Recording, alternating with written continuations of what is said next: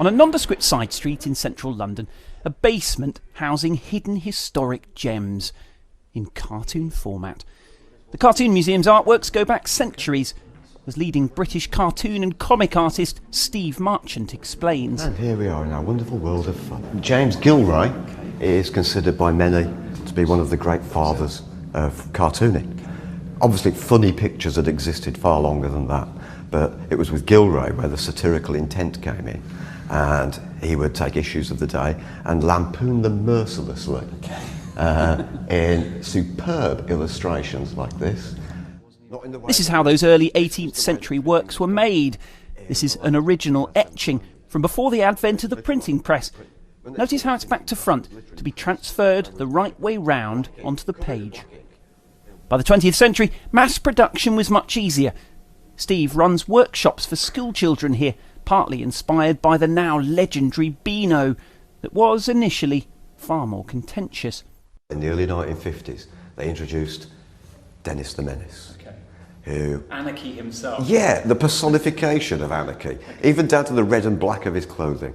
And yeah, he would be in trouble with the law, he would be in trouble with school teachers. And so presumably quite controversial. Yeah, I mean, I'm sure a lot of parents were quite concerned that their children might grow up to be like Dennis the Menace, or indeed Minnie the Minx, who was introduced not long afterward. Later, satirical cartoons took on a new dimension.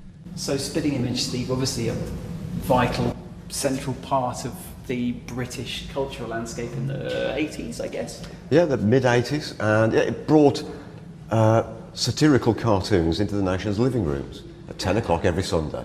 But because, of course, these were three-dimensional cartoons. All in all, the exhibition is a take on British history that is somewhat less seen and heard. There was a story in the news about a couple that won like £100 million on the lottery or something, and I saw several cartoons where they were holding the cheque saying, great, now we can afford to put the central heating on. Yeah, okay. And you know, people will look at that in years to come and they will see, oh, that's what was happening at that time, in a way that perhaps normal history books won't make mention. In International Museum Week, here's just one example of what lies beneath the British capital's rich cultural surface. People travel from all over the world to take in London's many cultural offerings, most of them heading to institutions that may need little introduction. Tate Modern, the Natural History Museum, for example. But this is a city teeming with at least 170 registered museums, many of them much smaller, but no less interesting.